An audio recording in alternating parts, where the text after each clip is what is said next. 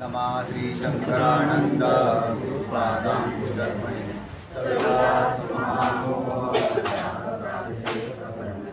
कुंडली श्री ज्ञानदेव तुकाराम पंढरनाथ भगवान मौली ज्ञानेश्वर महाराज की जय। जगद्गुरु तुकाराम महाराज की जय। कोण सांगते नवीन सांगतात अभ्यास केलं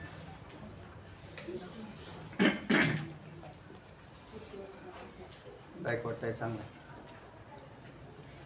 सामवेदाच्या म्हणजे छांदोग्याचं ब्रह्माला जगत सृष्टत्व सांगितले म्हणजे निर्माता सांगितलंय। इदमाग्रे सदेवासी भूत्वाय तदैक्षत तेजोवनंदादिनी वन्नांडजादीनि ससर्जेति च सामगाः। इदमाग्रे सदेवासी सामवेद म्हणजे छांदोग्य उपनिषदाच्या ठिकाणचा विचार सांगतायत ते पूर्वी सतच होते। तद बहुत्वाय ऐच्छत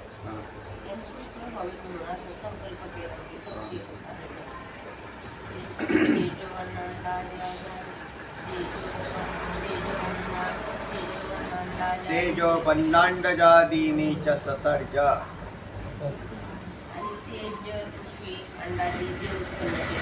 म्हणून मग त्याच्यानंतर त्याच्यापासून ते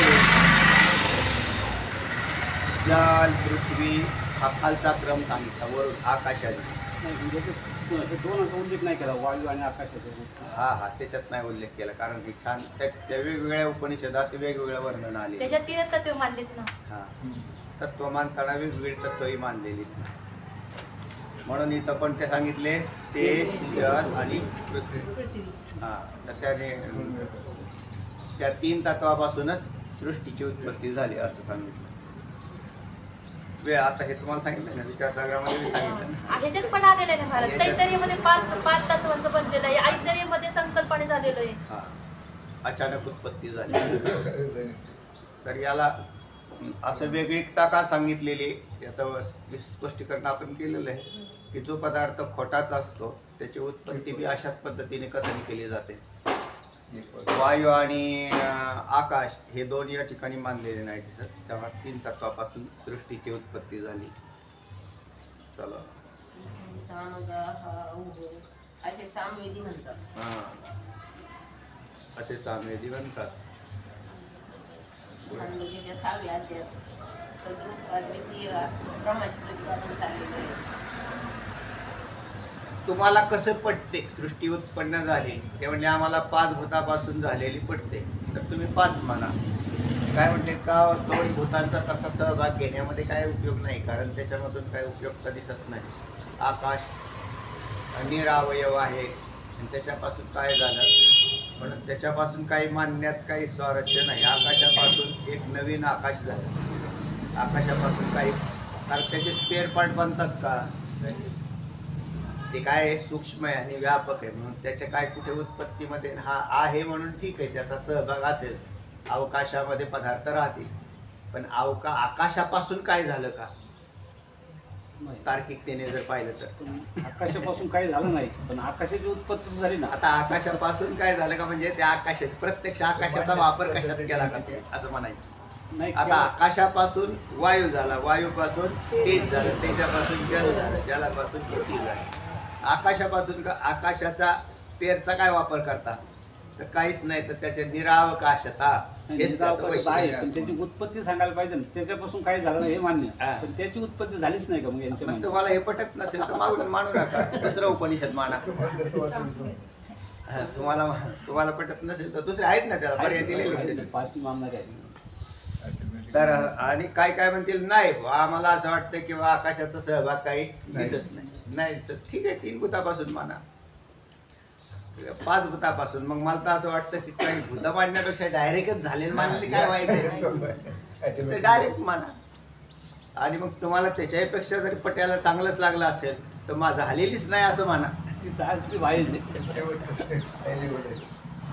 सृष्टी ही उत्पन्न झाली नाही पण आता सध्या उत्पत्तीचा क्रम सांगायचा तर भगवंतानी तयार केलेली ही सृष्टी छांदोग्यामधला हा विषय आला 3 भूतांपासून झाली. चला. त्या सद्रूप आत्म्याने सदा एक क्षेत्र बहुश्याम प्रजा येईल. आपण आता भाऊ व्हावे असा विचार केला. त्या सद्रूप आत्म्याने म्हणजेच ईश्वराने काय केला विचार केला की एकोहम बहुश्याम, मी पुष्कळ व्हावं असं त्या सद्रूप आत्म्याने म्हणजे ईश्वरा. कारण ईश्वराला का आत्मा म्हटला? ईश्वराला आत्मा का म्हटला? अहो त्याला बी 3 देह आहेत. तुम्हाला 3 देह आहेत का नाही? मग तुमचा काय झाला? आत्मा. त्याच्या आत जे चैतन्य ते काय आहे? आंतर चैतन्य.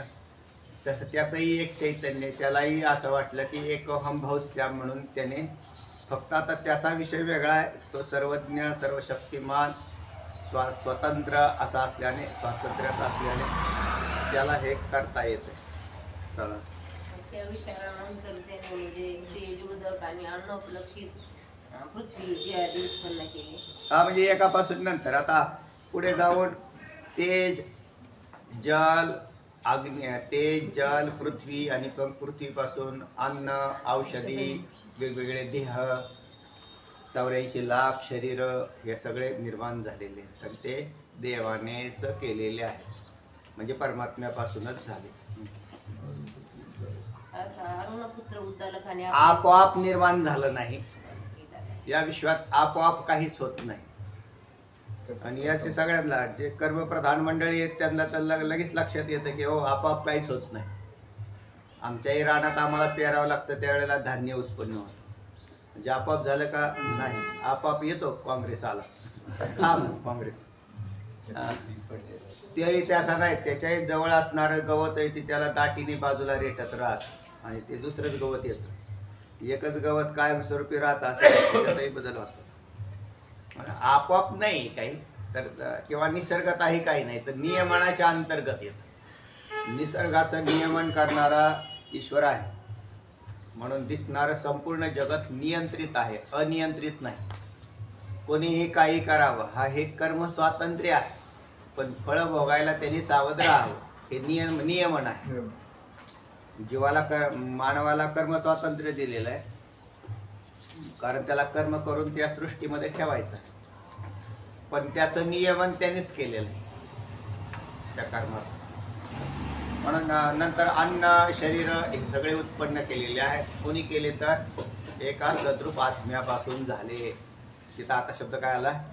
सद्रूप आत्म्यापासून झाले. काय झाले? जगत झाले. काय थोडीफार शंका? सद्रूप आत्म्यापासून झाले. ब्रह्मापासून तर काही झालं नाही. सद्रूप आत्मा जो आहे ना, सत्स्वरूप आत्मा, तर तो हा माया विशिष्ट इकडे परमात्मा आहे. आणि नंतर पुढे जाऊन आणखीन तुम्हाला बऱ्याच ठिकाणी असा विषय येतो की हे जगत तुमच्यापासूनच झालं, सद्रूप आत्म्यापासून झाले. म्हणजे या जगताचा कर्ता कोण? तर तू या जगताचा आधारही आहेस आणि अधिष्ठानही आहेस. हे पुढे जाऊन तुम्हाला परत सांगते.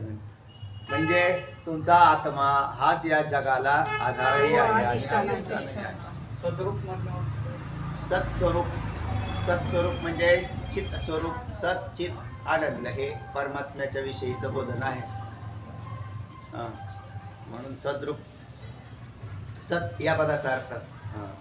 पुढे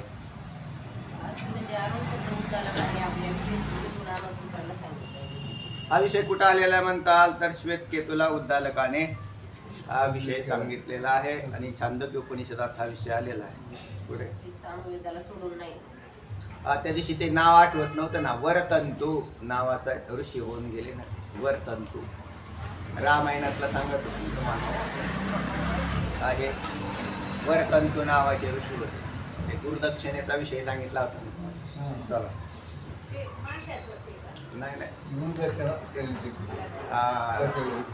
सुवर्ण मुद्रा ज्या आकाशातून पडल्या त्या तंतू तंतू वर तंतू नाव आता आठवलं. पुढे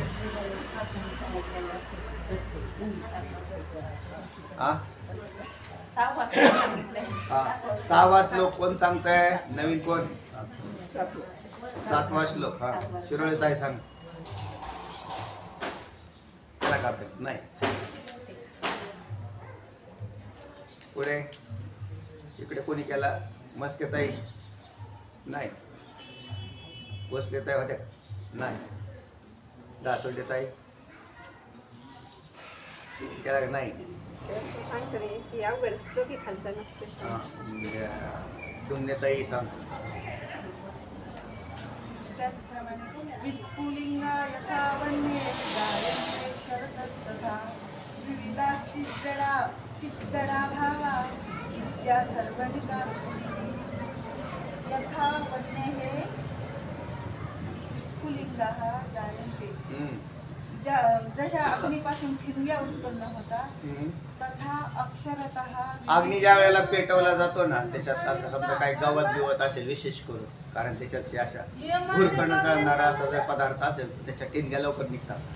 म्हणून अशा जर पेटवलेला ढीग असेल तर त्याच्या अशा फार ज्वाला आणि ठिणग्या, त्या ठिणग्या म्हणजे त्याच्यापासून तयार होणारे अग्नीचे बारीक बारीक अशा प्रकारचे हे आहेत बिंदू, तर त्याला ठिणग्या असं म्हणतात.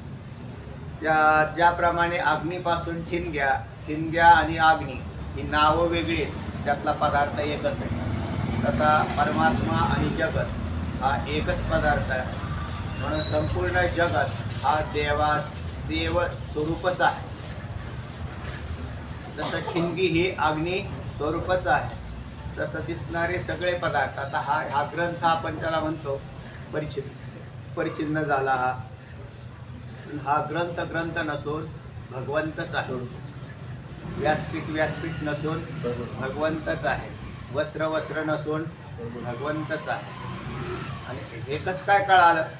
तर मग एकाचं जर अनेक झालेले असतील, तुम्हाला तो रुखवताचा दृष्टांत येतो. साखरेचे रुखवतात पदार्थ तयार केले, तर साखरेच्या पाकापासून वेगवेगळे मॉडेल्स बनवले, काय लागतील त्या, तर त्याच्यात दिसायला वरून नामरूप वेगळं दिसतं त्याचं. कारण जसे पदार्थ बनवले तसं त्याची नामरूप आली, पण त्याच्या आत पाहायला गेला तर साखरच आहे. तसं या सृष्टीत पाहायला गेला तर जी पंचमहाभूत आहेत, ती पंचमहाभूत ही त्याच्या ईश्वराच्या शरीराचे अंश आहेत. म्हणून वेगवेगळे नाहीत. जल, पृथ्वी, आप, तेज, वायू, आकाश सगळे परमात्माचं आहे.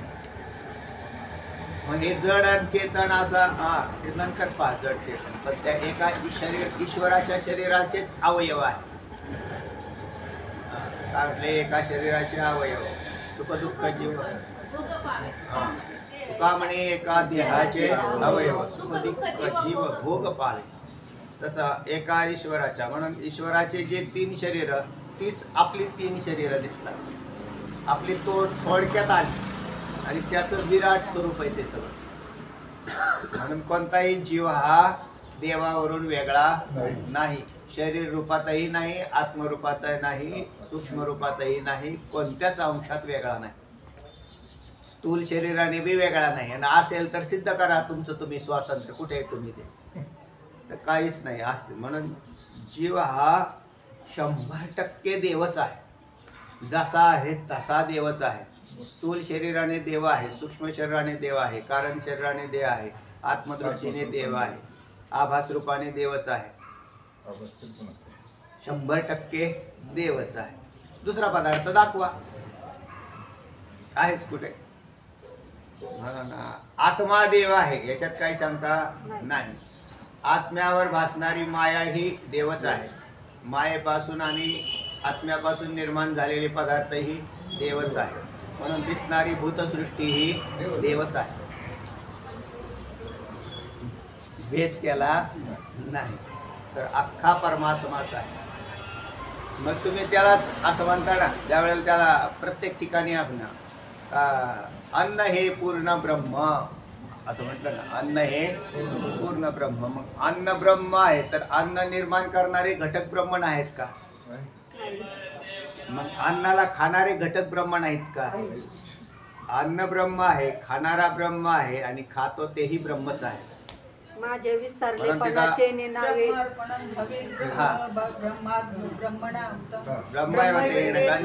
ब्रह्म कर्म समाधी हा श्लोक बरं. सर्व काही परमात्माच आहे, ब्रह्मच आहे. आणि मग त्याच्यातले विभाग म्हणजे जे पडलेले असे तुकडे तुकडे दिसतात, नामरूपाचे तुकडे पडले, ते नामरूपाचे असंख्य तुकडे एका नामरूपवानाचे आहे, म्हणजे ईश्वराचे आहे, त्यालाही नामरूप धरला. कारण तो मायाकृत आला म्हणजे नामरूपात आला, त्याचे आहे. आणि तो परमात्मा परमात्मा नसून ब्रह्मच आहे. मग ईश्वर हा ब्रह्मच आहे, ईश्वर निर्मित जग ब्रह्मच आहे, ईश्वरापासून झालेले जीव ही ब्रह्मच आहे, जे जे दृष्टीला दिसतं ते ब्रह्मच आहे. अहम सोहम ब्रह्म हा कळले तर असा अख्खा दिवस आहे. मग असं कळाल्यावर तुम्हाला दुःख करायचं काय कारण आहे? आपलं जे दुःख आहे ना ते परिच्छिन्नत्वात तयार होत आहे. तुम्ही स्वतःला एकतर तोकडं मानता, मला देहाच्या आकाराचं मानलं तर माझं दुःख जाणार नाही, कारण मी एका देहाच्या आकाराचा तुटपुंजा असा मर्यादित, म्हणून मग मर्यादित विचार करणारा हा नेहमी दुःखीच आहे. अमर्याद जो आहे तो सुखी होतो, आणि अमर्याद परमात्मा आहे म्हणजेच देव आहे, तो अमर्याद आहे. आणि अमर्यादामध्ये दुःख नसतंच. परिच्छिन्नत्वात आलं की संकोचोनी काय झालासी लहान घे आपोषण ब्रह्मांडाचे. तुकोबराय म्हणतात तसं, अरे तू लहान का झालास? मग आपोषण घेण्यासाठी ही शक्ती निर्माण केली वेदांतशास्त्राने. किंवा कसं काय आपोषण घ्यावं? तर तो बुद्धीमध्ये विचारधारा जी होती परिच्छिन्नत्वाची ती नाश पावली. बुद्धीतली विचारधारा नाश पावल्यावरच जीव हा परमात्मा होतो, नाहीतर तो संकुचित वृत्तीने जीव होऊन राहा. कोणी केलं? तुम्हीच केलं. त्या लहान मुलांचा फुगा फुगवण्याचा प्रकार आणि छोट्यांचा प्रकार याच्यामध्ये फरक आहे. मग आता तर फार मोठे मोठे फुगे आले, पण त्या येवल्याच्या तोंडाने ते जर असं फू फू फू करत असतात, काय हवा बसत नाही. त्याचं कारण त्याचा जे फुगवण्याची त्याची शक्ती जी आहे ना, ते म्हणतो आई दे ना फुगवून. मग त्या आईने त्याला असा धरला, त्याला फुगवला, तर त्यात दीर्घ श्वास घेतला आणि मग फुगवल्यावर मग ते नाचायला. तुला फुगवता येतो, मला का फुगवता येत नाही? तर तुला श्वास घेता येत नाही. तसा ज्याने वेदांताचा श्वास घेतला तर तो अमर्याद होऊ शकतो, आणि जीवपणाच्या प्रापंचिक श्वासात तो संकोचित झालेला आहे. त्याला तो फुगाच फुगाना, आणि फुगात तर तेवढा राहतो तर तो वास्तविक त्याचा आकार फार मोठा होऊ शकतो. पण ज्या वेळेला अमर्याद होतो त्यावेळेला सुखी होतो, मर्यादित असतो त्यावेळेला दुःखी असतो. सृष्टी निर्माण करणारा कोण आहे? तर तो देवच आहे. त्याने निर्माण केली ना, आम्ही बी निर्माण त्याला पुढे जाऊन तुम्हाला हे सांगितलं की तुम्ही काय आहात? तुम्ही सृष्टीचे निर्माते आहात. तो कुठं आहे? कारण जीव तुम्ही एक करते होय.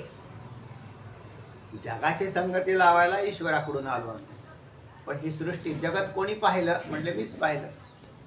मी पाहिलं तर मी निर्माता झालो याचा. म्हणून ज्याचं जो स्वप्न पाहतो तो त्या स्वप्नात राहतो, जो स्वप्नातून जागा होतो तो ब्राह्मी स्थितीला जातो. म्हणून या सृष्टीचा निर्माता कोण आहे? तर तेव्हा आता आपल्याला मूळ विषय चाललाय की जगत कसं झालं तर ईश्वरापासून. एकोहम भवश्याम हा उपदेश केलेला होता. अग्नीचा दृष्टांत येऊन गेला की जसा अग्नीच्या काय होतात, नाना प्रकारच्या ठिणग्या होतात. त्या ठिणग्या आणि अग्नी दोन नसून एकच. पुढे तथा अक्षरतः विविधः चिज्जडाः भावाः जायन्ते. त्याच्यासारखंच अक्षर संज्ञक परमेश्वरापासून नाना प्रकारचे जड आणि सजीव उत्पन्न होतात.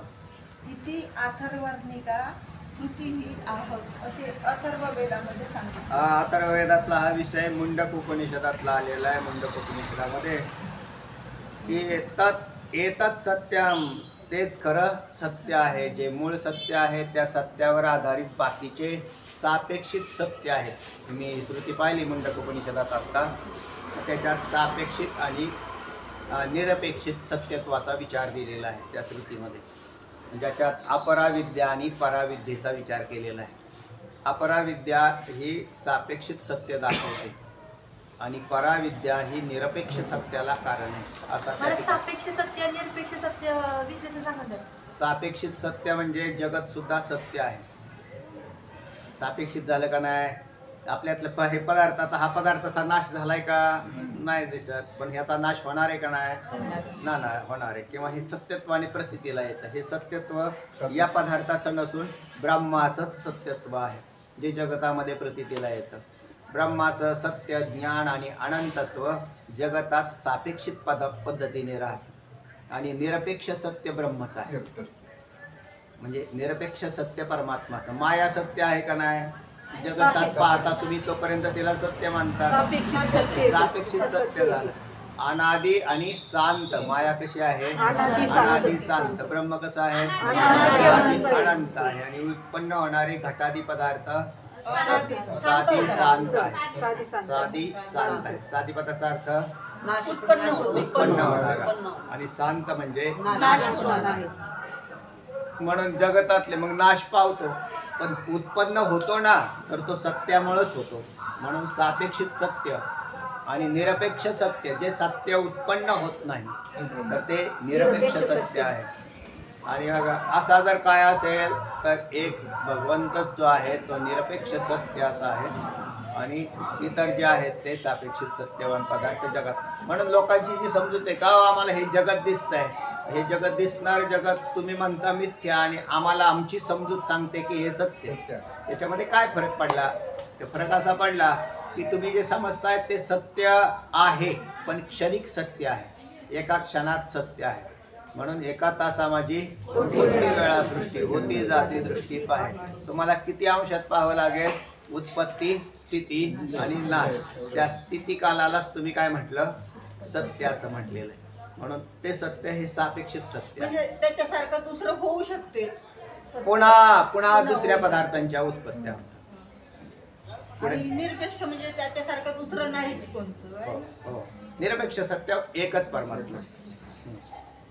पुढे अथर्ववेदाच्या मुंडकोपनिषदामध्ये तदेत सत्यम यथा सुदीप्तात् पावका विस्फुलिंगाः सहस्रशः प्रभवन्ते स्वरूपास्तथा क्षराद्विविधाः सौम्यभावाः प्रजायन्ते तत्र चैवापयन्ति. च एव उपयंती. या आताची एक श्रुती सांगितली की त्याचा विचार तुम्हाला म्हटलं होतं कालच्याला. तर सुदीप्तात पावकात विस्फुलिंगाः, त्या अग्नीच्या सहस्रावधी दशा ठिणग्या उत्पन्न होतात. त्याच्यामध्ये मूळ श्रुतीमध्ये सहस्रावधी अजून एक दृष्टांत टाकलेला आहे या श्रुतीच्या मुंडकोपनिषदात. तो असा आलेला आहे की का हो आकाशाला छिद्र आहे का? आकाशाला छिद्र आहे का? कुठे? आकाशाला छिद्र आहे. तर आकाशाला छिद्र ऐका, तर सहस्रावधी घट, त्या घटांनी आकाशाला सहस्रावधी छिद्र निर्माण केली. किती? सहस्रावधी छिद्र निर्माण केली. आकाशाच्या उपाधिकृत आहे म्हणून आकाशाला छिद्र मानताना उपाधिकृत छिद्र मानावं लागतं. फुटले नाना घट सुटली नाना तुटली नाना बंधने, माऊली म्हणतात तसा. तसा सहस्रावधी घट हे काय करतात? त्या आकाशाला छिद्र उत्पन्न करतात. ती छिद्र आकाशाने निर्माण केलेली नसून घटांनी निर्माण केलेली आहे. कवने काळी त्या आकाशाला छिद्र असतात का? पोकळ असतात.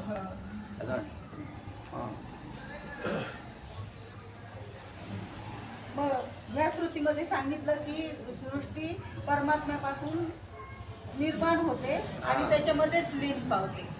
त्याच्यामध्ये लीन पावते असं स्पष्ट सांगितलं आहे या अथर्ववेदामध्ये.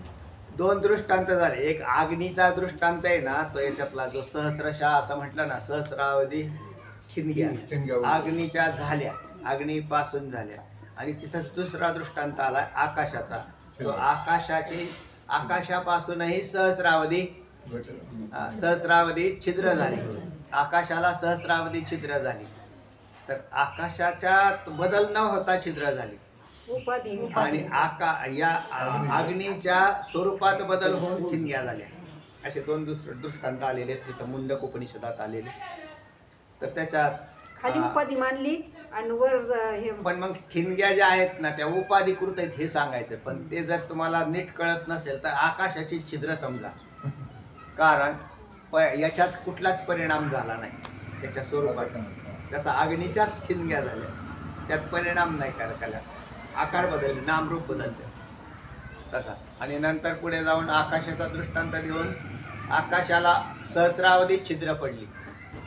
तर हे छिद्र आकाशामध्ये पडलेली नसून उपाधिकृत आहेत हे सांगण्यासाठी तो दृष्टांत आणलाय. चला आता बृहदारण्यकामध्येही अव्याकृत संज्ञक म्हणजे ब्रह्मापासून- जगत झालं कसं तर असंच झालं. कसं झालं? या भगवंतापासून झालं आणि ते अशा पद्धतीने झालंय. बृहदारण्य त्याच्यामध्ये असा अर्थ घेता येतो की अग्नीपासून ठीक आहे.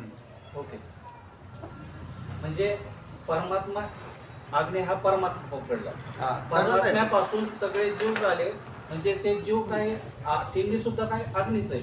तसं जीव हे सुद्धा काय झाला, आत्माच झाला, तो ब्रह्मच झाला. आणि हे आकाशाप्रमाणे आकाशाचं घेतलं तर काय झालं, आकाश पूर्ण घेतलं तर ते ब्रह्म धरलं आपण. आणि घटाकाश प्रत्येकाचा घट धरला तर ते जीव पकडला. हा. आणि ते काय छिद्र आहे, म्हणजे काय ते तोच काय आहे, घटाकाश म्हणजेच काय आकाश आहे ना.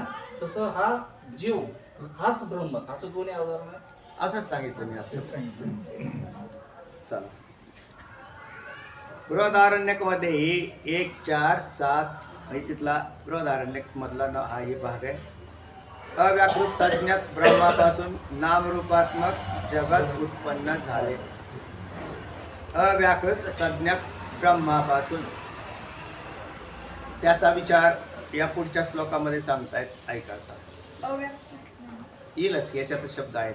अव्याकृताम अव्यक्त. आसीत अव्याकृत अव्यक्त अव्यक्त हरी जगदा व्याकृतं पूर्व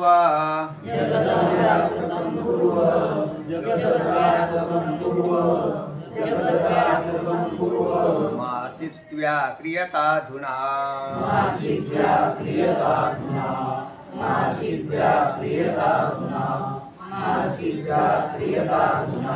जगदा व्याकृतं पूर्व मासित्व्या क्रियताधुना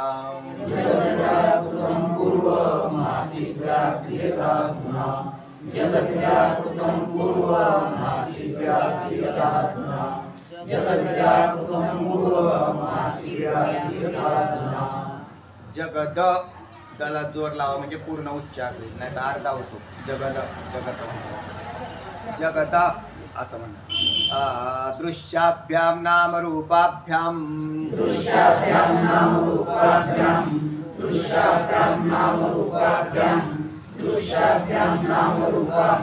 विराडादिषु ते स्तुते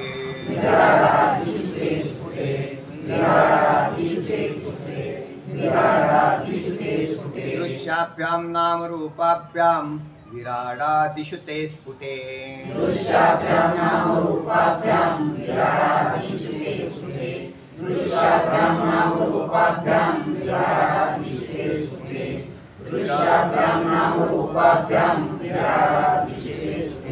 जगदा व्याकृतं पूर्वमासीत् व्याक्रियताधुना दृश्याभ्यां नामरूपाभ्यां विराडादिषु ते स्फुटे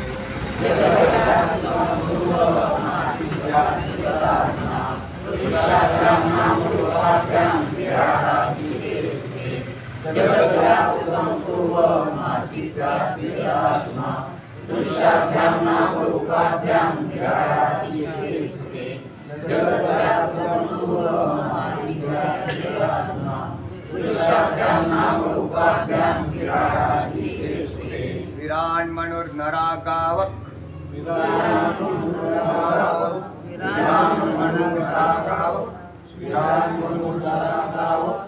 खराश्वाजा द्वयस्तथा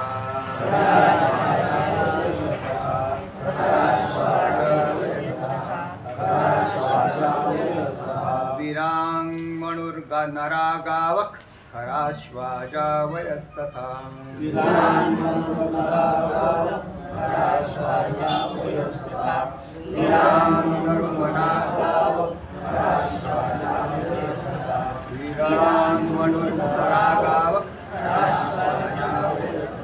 पिपीलिकावधि द्वन्द्व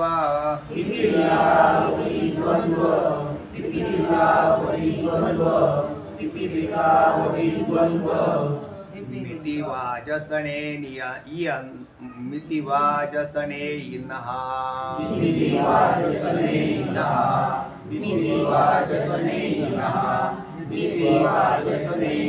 पिपीलिकावधि द्वन्द्व मितिवाजसने इनः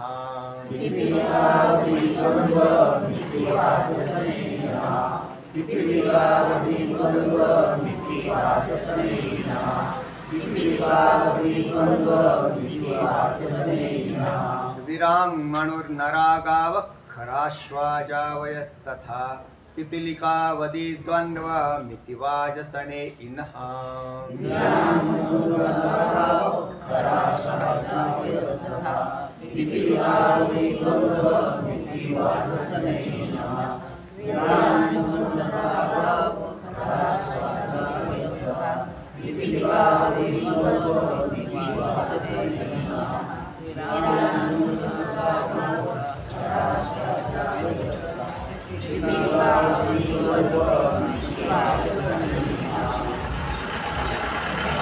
जगत आता अर्थ घ्यायचा अव्याकृतम पूर्वम अनुस्वार घेतला आसित द गेला की व्याक्रियत पर्यंतच घेतलं ताचा आ काढून आधुना झाला व्याक्रियत आधुना दृश्याभ्याम नामरूपाभ्याम विराडादिशु ते स्फुटे खालच्या लाईनमध्ये काय पदच्छेद नाही दिसत त्याच्या खाली विराट असा मूळ शब्द येतो न टाकून तो संस्कृत मधला विराट असा केलेला आहे म्हणजे ड च्या खाली जे टिंब मारतात ना असा बघून विराट असा येतो आणि आपल्याला ते विराट म्हणायचं भगवंताचं स्थूल शरीर मनुहू नराहा गावहा खराहा अश्व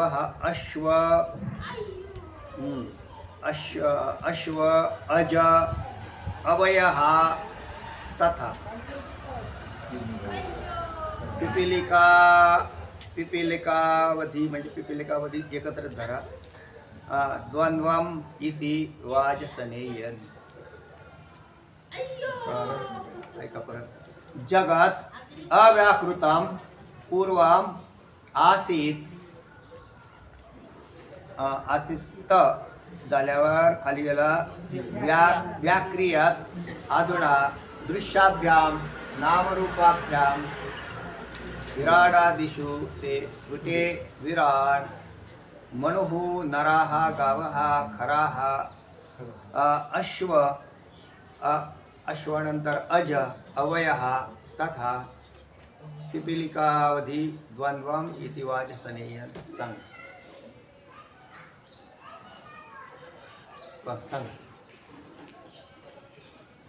जगत अव्याकृतम पूर्वम असित असित त झाला द गेला खाली वरला व्याक्रियत व्याक्रियत अधातु नामकात आधुना अधुना अधुना अधुना अदृश्याभ्याम नामरूपाभ्याम विराडादिषु ते स्फुटे विराट मनुहु नरहा गावहा खराहा अश्व अजाय अज अवयस अज हा नाही अज अवयस तथा ज्याचा अ काढून अवय हा अवयवहा अवयव नाही अवय हा अवयवहा तथा अवय म्हणजे मेंढ्या पिपीलिकावधी द्वंद्वम इति वाचसनेयः. तेव्हा या दोन श्लोकात एकत्र घेतलेले आहेत आणि बृहदारण्यक मधला विषय आलेला आहे त्यामध्ये असं म्हणतायत की पूर्वम जगत अव्याकृतम आसीत पूर्वी जे जगत होतं म्हणजेच उत्पन्न होण्याच्या पूर्वी आत्ता जे आपण स्थूल जगत पाहतो त्याचा पूर्वभाग अस्पष्ट म्हणजेच अव्यक्त होतं.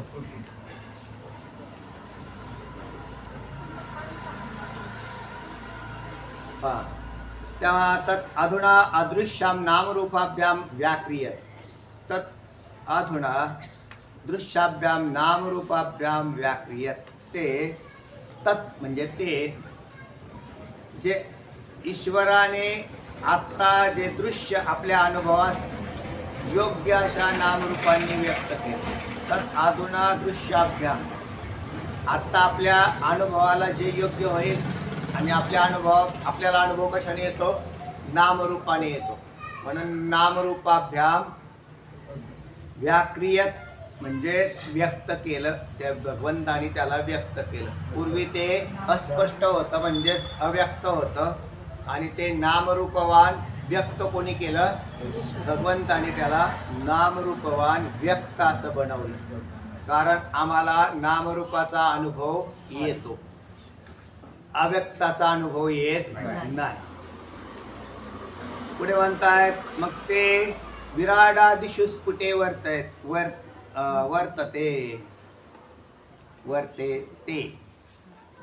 ते हे मूलपद नाही ना त्याच्यात अध्याय केलेला आहे.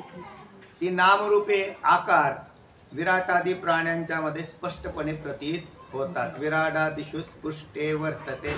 ज्या वेळेला हे नामरूपवान अनेक प्राणी निर्माण झाले त्यावेळेला तीच नामरूप एकाच नाम आणि रूपाचं अव्यक्ताच्या अनेक नामरूपांनी हे जगत भरून गेलं आणि त्याच्यात वर्तन करायला लागलं अनेक नामरूपांनी युक्त होऊन. एकच नामरूप असेल तर व्यवहार होणार नाही. अनेक नामरूप झाल्याने व्यवहार व्हायला लागला. म्हणून तर अनेक प्राणी निर्माण झाले आणि त्या प्राण्यांच्या मध्ये ते विराट, त्यालाच विराट असं म्हटलेलं आहे. ईश्वराचं स्थूल शरीर त्याला काय म्हटलं? विराट म्हणतात. आणि त्या विराट शरीराच्या अंतर्गत अनेक नामरूप येतात आणि मग त्यानंतर व्यवहार व्हायला सुरुवात झाला. कथम ती कशी म्हणताल तर ऐका की विराट मनुहू गावहा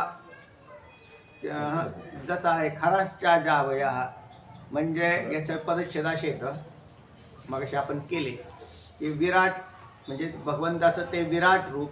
मनो नंतर नरा, हा त्याच्यात नरा लिहिलंय का तुमच्या?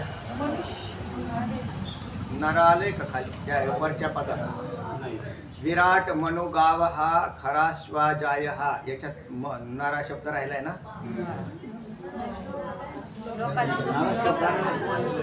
मी ज्याच्यात बोलतोय ना तिथे खाली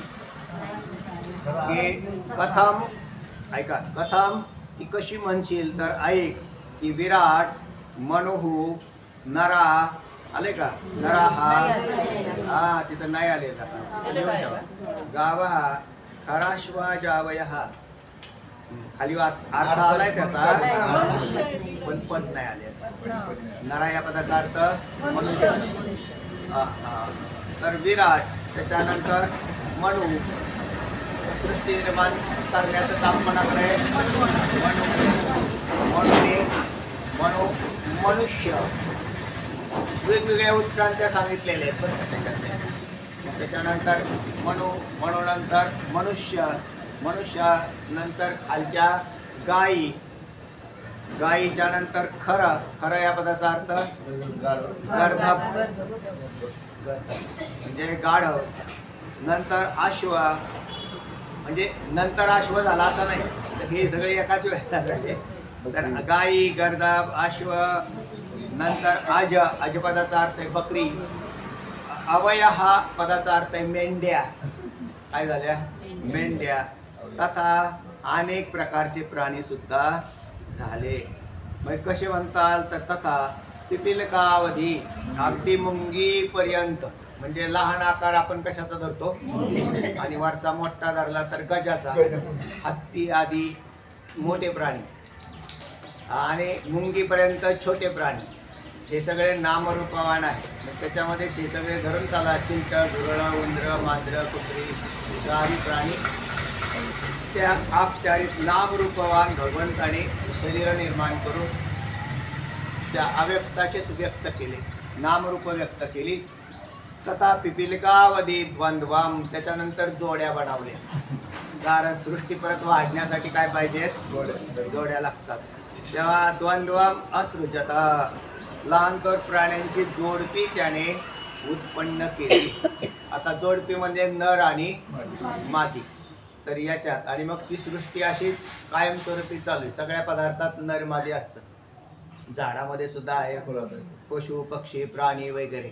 मग त्यांच्या शरीरात अशी, कारण तुम्हाला नवीन शरीर निर्माण करायचेच ना, म्हणून त्याच्यामधून ते हे केलं जातं. तर अशा प्रकाराने या सृष्टीची निर्मिती करून सृष्टी भगवंताने निर्माण केली. किती वाचनीय हा आहुहू असं कुठं म्हटलंय? वाचनेई शाखेच्या म्हणजे वेदातले हे ज्या शाखा आहेत त्याच्यामधला हा विषय आलता बृहदारण्यातून.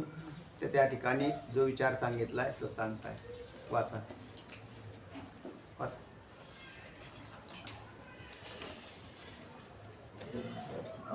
बृहदारण्यकामध्येही अव्याकृत संज्ञक ब्रह्मापासून नामरूपात्मक जगत उत्पन्न झाले असेच वर्णन आहे असे सांगतात.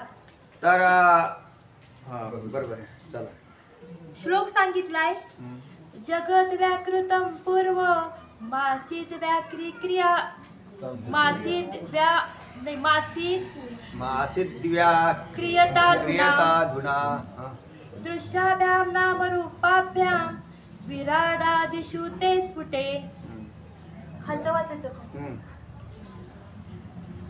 विरान मनुर नरागाभो खराश्वाजा वयस्तथा पिप्पिलिकावधी द्वंद्वो मिति वाजस्नेयिनः वाजसनेयिनः वाजस्नेयिनः सनेयिनः वाजसनेयिनः वाजस्नेयिनः आहे ना.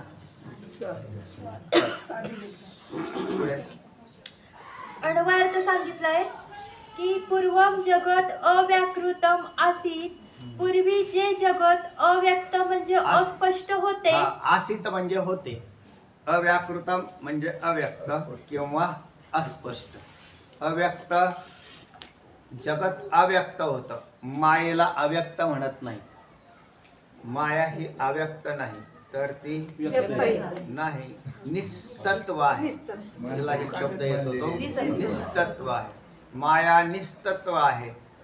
तिला अव्यक्त बनवण्याची किमया ईश्वराकडे आहे. म्हणून ते ईश्वराच्या जे स्वरूप आहे इथं तयार झालेलं माया अधिक चैतन्य म्हणजेच जो ईश्वर भाव ज्याच्यामध्ये आला त्याच्यात अव्यक्तता आहे. कारण त्या ईश्वरापासून जगत झालं. मग ईश्वराने स्वतंत्र मायेपासून जगत निर्माण केलं नाही, तर चैतन्य अधिक माया या दोघांचं मिश्रण त्याच्यापासून जगताच्या उत्पत्तीला कारण. म्हणून मग त्याच्यात आम्ही ईश्वराची तिन्ही शरीरं धरली. ईश्वर हे कारण शरीर, हिरण्यगर्भ, सूक्ष्म शरीर आणि विराट. तर या तिन्ही शरीरांचा समावेश त्याच्यामध्ये होतो. त्या मग तो पूर्वी अव्यक्त. आता जसं पहा, एखादा माणूस मेला तर मेला म्हणजे तो काय झालेला आहे? सूक्ष्म शरीर रूप असतोच, कारण आणि सूक्ष्म शरीर रूप असतं. स्थूल शरीर हे जे वरचं आहे तोच, त्याने त्याचा नाश झाला म्हणजे दिसतो का तो? नाहीतर मेलेल्या माणसाला जाऊनच दिलं नसतं, लोकांनी धरून ठेवलं असतं. ते म्हणजे बा जाऊन नका देऊ त्याला, पण तो दिसत नाही. तर ते पंचमहाभूताचंच शरीर आहे. सूक्ष्म शरीर हे काय? पंचमहाभूताचं, पण ते दृश्य होत नाही. तर ते सहजतेने प्रवास करतात, त्याला गतिमानता बी तितकी. तसा ईश्वराचंही सूक्ष्म देह आहे, हिरण्यगर्भ. ज्या वेळेला विराटाचा नाश झाला तरी सूक्ष्माचा झाला का? नाही झाला. तर विराटाचा नाश होईल, सूक्ष्माचा नाश होत नाही. म्हणून अव्यक्ता म्हणून, त्याच अव्यक्तापासून, म्हणून ईश्वराला अव्यक्त म्हणतात, मायेला निस्तत्व म्हणतात. तिला सत्ववान खरं कुणी केलेलं आहे तरी याच्या चैतन्यामुळे झाली, अन्यथा ती नाही. म्हणून मायेला अव्यक्त म्हणता येत नाही. हा विषय झालेला आहे पूर्वी. चला. तत अधुना दृश्याभ्याम नामरूपाभ्याम व्याक्रियत ते ईश्वराने आता दृश्य म्हणजे अनुभवास योग्य अशा नाम आणि रूपाने व्यक्त केले. तर ते ईश्वराने काय केलं, अनुभवाला योग्य येईल अशी नामरूपांच्या द्वारे व्यक्त केलं. कारण अनुभवाला जर व्यक्त नाही झालं तर व्यवहार होणार नाही. नुसतं जगत निर्माण करून नाही ना उपयोग, त्यात काहीतरी व्यवहार झाला पाहिजे. आणि मग तो व्यवहार व्हायला होण्यासाठी नामरूप लागतील. मग ती एकच टाईपची नाही लागणार, तर भिन्न भिन्न लागतील. म्हणून त्याची नामरूप भिन्न भिन्न झाली. मटेरियल जरी असेल तरी त्या मटेरियल पासून पुन्हा उत्पत्ती करायची असेल तर वेगवेगळ्या पदार्थांची केली जाते. एकाच मातीपासून घट, परळ, रांजण तयार होतात, म्हणजे एकाच मातीपासून होतात, तर त्याच्यात नामरूप भिन्न भिन्न होतात. म्हणून व्यवहारही भिन्न भिन्न होतो. जेवढं रांजणात पाणी बसतं तेवढं काय गाडग्यात बसतं? गाडग्यात नाही बसत. म्हणून गाडग्याने व्यवहार होत नाही का? गाडग्याने पाणी प्यायचंच असेल तर गाडग्याने पिता येईल, रांजणाने पिता येईल का? नाही. म्हणून व्यवहारामध्ये इतके फरक पडतात. अनेक व्यवहार झाले, अनेक पदार्थांच्या उत्पत्त्या केल्या, ते व्यवहारासाठी केलेल्या आहेत. आम्ही त्या पदार्थांना सत्य समजून बसलेलो आहे. व्यवहार करू शकता पण पदार्थ सत्य नाही. यथा सौमकेन मृतपिंडेन विज्ञातेन सर्व मृणमयम विज्ञातम शात वाचारंभण विकारो नामधेयम मृत्तिकेतेव सत्यम. मृत्तिकेतेव सत्यम. तर तेव्हा त्याच्यात नामरूप तयार झाल्यामुळे व्यवहार झाला आणि प्राणीही प्रतीतीला यायला लागले. आम्हाला ही सृष्टी दिसते ना प्रतीतीला आलेली. आम्हाला मूळ विषय काय आपला हाच आहे की सृष्टी कशी झाली. तर एका अव्यक्त ईश्वराने काय केली? व्यक्त केली, नामरूप व्यक्त केली. चला पुढे. ते विराडादिषु स्फुटे वर्तते ती नामे व रूपे आकार विराटादी प्राण्यांमध्ये स्पष्टपणे प्रतीत होतात. स्फुटे स्पष्ट होतात. स्फुटे पदाचा अर्थ काय? स्पष्ट होतात. स्पष्ट होतात. ते प्राणी हे नामरूपवान दिसतात, आम्हाला दिसतात ना. म्हणजे सगळे ते मूळ कोण आहेत? ईश्वरच आहेत. जगात जेवढे पदार्थ दिसतात हे आहे या स्थितीत देवच आहेत, म्हणजे ईश्वरच आहे, भगवंत स्वरूपच आहे. जे असतील ते ईश्वर देव स्वरूप आहे. देवाला सोडून एकही पदार्थ अस्तित्वात नाही. अख्खा परमात्माच आहे.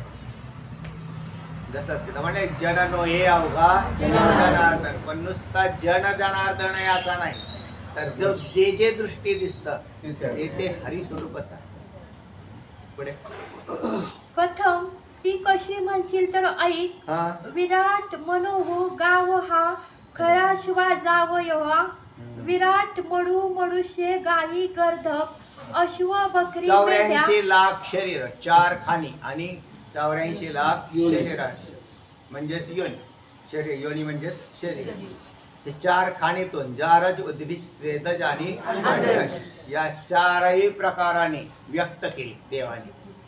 4 प्रकारामध्ये टाकले. मग आता त्याच्यात कसे काय, कोणाला कशात टाकायचं? कोणाला कर्मगतीनुसार टाकलेलं आहे. म्हणून प्राणी कर्म सापेक्षित सृष्टीची उत्पत्ती होते. ईश्वर मनाने नाही निर्माण केले, नाही तर मग तो अन्याय होईल परत कोणावर. तेव्हा आम्हाला गाढवच का बनवलं, आम्हाला दुर्ळ का बनवलं? तुमचं कर्म त्याच्याला अनुसरू नये. ते कर्म केवळ मानवी शरीरात होतं. मानवी शरीरात निर्माण केलेल्या कर्माचे भोग या 84 लाख शरीरात होतात. 84 लाख शरीरात कर्म घडत नाही असं नाही, कर्म घडतं पण हिशोबात धरलं जात नाही. आणि एका मानवी शरीरात घडलेलं कर्म हिशोबात धरलं जातं आणि बाकीच्यांना भोग योनीत टाकलं जातं. म्हणून मी नेहमी सांगत राहतो की कुत्र्या मांजरांनी पूजा नाही केल्या ते काय अडचण नाही, कारण त्यांचा काही विषयच नाही देवाशी संबंधित. पण कुत्र्या मांजरासारख्या वागणाऱ्या माणसं जर असतील तर त्यांना पुढे जाऊन कर्म नडेल ते. आणि जे जे कर्म जो करेल त्याने ते भोगावं असा नियम आहे. कुत्र्याचा काडीचाही संबंध नाही. मला पाप करायचंय तर मग पाप बी करावं आणि भोगायला तयार राहावं, काय अडचण नाही. तयारी ठेवा फक्त. आणि मग तुम्हाला जर पाप जड जात असेल भोगायला तर मग तुम्ही थोडंसं सुधरून घ्या आणि पुण्यात्मक कर्म करा.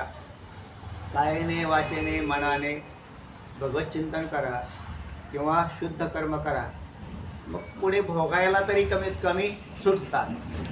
आणि कर्माच्या कचाट्यातूनच सुटायचं असेल तर ब्रह्मज्ञानावाचून पर्याय नाही, दुसरा कोणताच पर्याय उपलब्ध नाही. म्हणून त्याला एक ज्ञान करून घ्यावं लागेल स्वरूपाचं, आणि स्वरूपाचं ज्ञान झालं की जीव मुक्त होऊन जातो. तोपर्यंत तो बद्ध होऊन 84 लाख शरीरात फिरत राहतो. बद्ध व्हायचं का मुक्त व्हायचं हे देवाच्या हातात नसून तुमच्या हातात. तथा पिप्पिलिकामध्ये द्वंद्व असृजत, तसेच मुंगीपर्यंत सर्व लहान थोर प्राण्यांची जोडपी त्याने उत्पन्न केली. बरोबर आहे. म्हणजे या सृष्टीमध्ये त्या उत्पत्तीचा विचार आहे.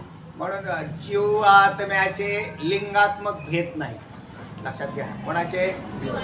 जीवात्म्याच्यात लिंगात्मक भेद नाही. तुम्ही स्त्री आहात का पुरुष आहेत? पुरुष पुरुष कोणत्या शब्दाने बोलले? आत्मवाचक बोलले. आणि तुम्ही कोण आहेत? स्त्री आहेत का पुरुष आहेत? तुम्ही स्त्री आहेत का पुरुष आहेत? अडचणच आहे, बोला.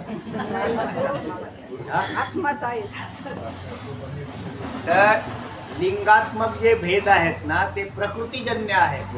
आणि सूक्ष्म देह जो आहे तर त्याच्यासाठी कोणताच भेद नाही. म्हणून त्याला म्हणजे तो स्त्रीलिंगी नाही, पुरुषलिंगी नाही आणि नपुसकलिंगी नाही.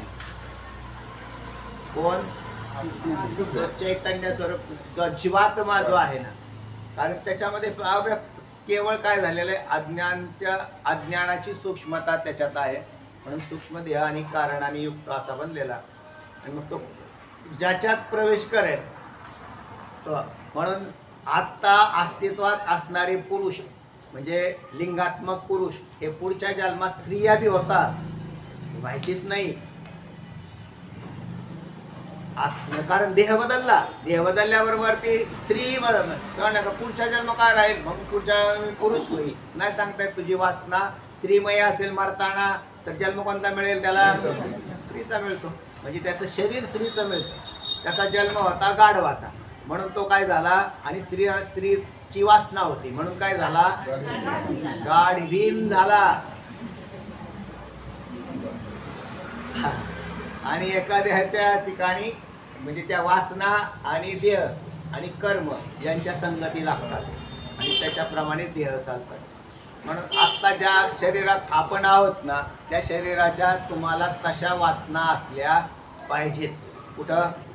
पूर्वजन्मात. म्हणून तुम्ही आत्ता ही शरीर घेऊन बसलेले आहोत. तुम्ही काय आणि मी काय, लक्षात आलं? मग आता हे कुठपर्यंत चालू राहील? तुम्ही ज्यापर्यंत चालू ठेवताल तोपर्यंत चालू राहील. चित्रपट कुठपर्यंत पाहावा? तुमच्या हातात रिमोट दिलेला आहे, बटन कधी बंद करायचं ते ऑफ करू शकता, आहे ना. तसा जगतरूपी चित्रपट कुठपर्यंत पाहावा? तर तुम्हाला जोपर्यंत सोचत आहे तोपर्यंत. काय सोचत आहे? म्हणून जो दुःख संसार दुःखाला कंटाळलेला आहे तो सद्गुरूंकडे जातो. असं आता कालचा विषय झाला. सद्गुरूंकडे कोण जातो? हा, ज्याला सहन करायची क्षमता आहे तो कशाला तर पडायला जाईल तिकडे. तेव्हा तो इकडे किती मजा आहे गुलाबजामू खायला, त्याच्या डोक्यात गुलाबजामू फिरू राहिली, जिलेबी फिरू राहिली, भूक फिरू राहिली, आणि तो कशाला मरतो? चला, पण याला जाणल्यानंतर होतं. आपण फार अल्प काळाचा विचार करतोय आत्ताचा. म्हणून तुम्ही बाहेर पडा ना. तुम्ही फक्त आता काय करायचंय खायला याचाच विचार चालू आहे डोक्यात. तुम्हाला भविष्यात काय खायचंय याचा विचार करा ना. वाघ होऊन मांस खावं लागेल, गाय होऊन गवत खावं लागेल, डुकरं होऊन, म्हणजे याचा विचार नाही ना आपल्या डोक्यासमोर. आत्ता फक्त आपल्या समोर एवढाच विचार आहे. म्हणून ज्याची अल्पबुद्धी आहे तो मनुष्य हा मोक्षाचा अधिकारीच होणार नाही. त्या तो अल्पबुद्धी घेऊन परिच्छिन्न बसलाय. पैसे कमायला सकाळपासून संध्याकाळपर्यंत तरफडतात पैशामध्ये. काय पैसे खात्यात, काय करतात हे? तर त्याचं कारण आहे ते बुद्धी भ्रष्ट झालेली. म्हणून डोक्यामध्ये ते सारखे विचार चालू आहेत त्यांच्या. त्यांना कुठं वाटतं की शास्त्र ऐकावं, चिंतन करावं आणि मुक्त व्हावं? नाही. म्हणून हे मुक्ततेच्या प्रवासात येत नाहीत. कोणीतरी बहुत पुष्कळ जन्माच्या अंती ही सामुग्री गोळा करतो आणि एक दिवस असं चिंतन करून मुक्त होऊ शकतो आणि बाकीचे सगळे जीव बद्धतेत राहतात. पुण्य कोणी बी करेल हो, पुण्य केल्याने मोक्ष होत नाही. पुण्याने नाही मोक्ष होत. पुण्याने ठीक आहे तुमचे भोग सुधारले, लोकांतराला गेले, भोग सुधारले, पण मोक्ष नाही मिळाला. आणि दुःख तर आवासून उभं आहे. कोणताही माणूस कोणत्याही क्षणाला मरण पावेल आणि लगेच पुढच्या प्रवासाला निघेल. ते विचारणार सुद्धा नाही का पत्रिका छापणारे लग्नासारख्या. हे काही नाही, तात्काळ मरेल आणि मेल्यानंतर बाकीचे म्हणतील ते कमवून ठेवलेले असेल बापानी संपत्ती, त्याच्यावाले लय मोठा झाला, आमकं केलं फलानं केलं, ते पोपटपंची करतात ते खालचे कुठं. हा, ते श्राद्धांजली व्हायला गेले ना म्हणजे मग ते बघा ना कसे बोलतात ते पोपटासारखे. आणि काय त्याच्यात उपयोग आहे, त्यांनी काय केलं म्हाताऱ्याने.